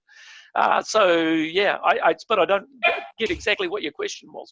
Well, I'm guessing some entities would be more useful to know about. I mean, I don't care about Novotel Hotel Group's COVID-19 responses. It doesn't necessarily benefit me. Kiwi Bank contact me on multiple things, and I'm just going, some of it's good, some of it's not good. I don't know. And then there's, so. I think I'll jump in for you, Pete. I'm thinking you're seeing this more as a passive thing, though, where there's a list on NZ website where you could go to and actually draw the information.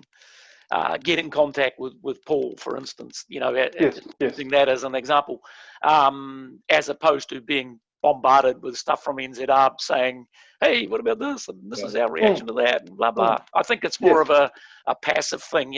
Here's a list. If you need it, click on these links. So I just in terms of a couple of tips, and I think the 1 o'clock daily briefing from the government on TVNZ and probably TV3 all stream it live. I think get the most up-to-date financial information for you is great. The covid19.govt.nz website is very good as well.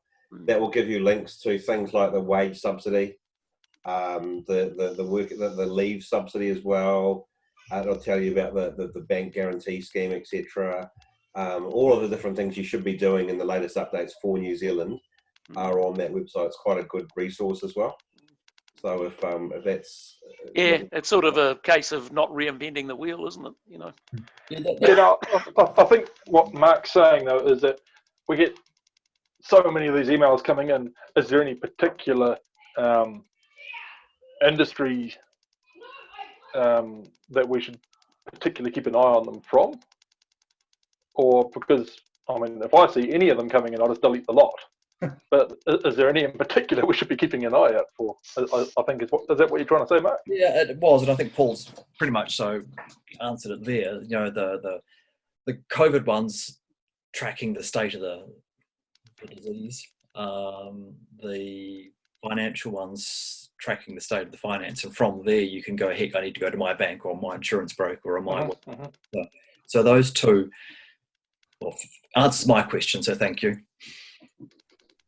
I'm also, again, I'll give you a link after this. I know that you've already seen it, Richard. I've got on my website the stats for New Zealand. I'm sort of modelled that all up and compare that to different countries and where they're coming from. And it's a model I'm building out all the time. So it's in a simple, I looked at it last night, it's in a simple dashboard, three pages. Click your way through. Good, really good data in it. You've done a lot of work, Paul. You must have too much time on your hands, mate. So I got a little bit obsessed with it, actually. So some late nights. But I'm always adding to it. But it's all interactive. You can click through, and if there's anything in particular you're interested in, then I haven't got it on there. Just contact me, and I'm more than happy to, if I got the time, to try and add it on there as well.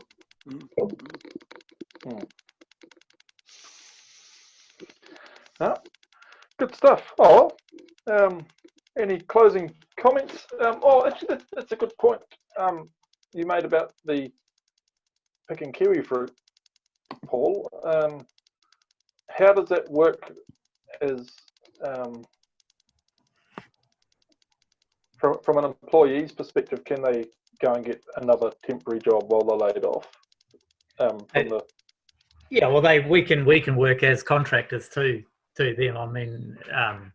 So we can actually contract to them to do it. So as long as your workers or staff are happy to do that work, as it's not in their employment contract or things like that, then I think at the moment, I think staff are just going to be happy to get out of the house. If they're allowed to get out of the house and do something, they're probably going to do anything.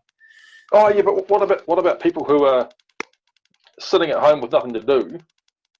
and they're technically employed by Dave and his chainsaw. Yeah. Does that affect anything if they effectively have two jobs? I mean, I imagine that'll be a question for Paul at the end of it. I mean, I don't think they're going to stop you from being employed and doing that at the moment. It'll be something to sort out with your tax obligations at the end of the year. So I had that very conversation yesterday with actually a friend of mine who has gone and got a job somewhere else, whilst her normal employment has put her on effectively, just the wage subsidy. And my response to her was, there's been nothing written to say the wage subsidy is all you are allowed to do. It's meant to substitute, the first $585 of your wage. But if we just talk in round numbers, and let's say your normal wage is $1,000, but you're able to go and get part-time employment or temporary employment for a few weeks picking kiwi fruit, it's going to pay you, let's say, $300 a week or whatever it happens to be.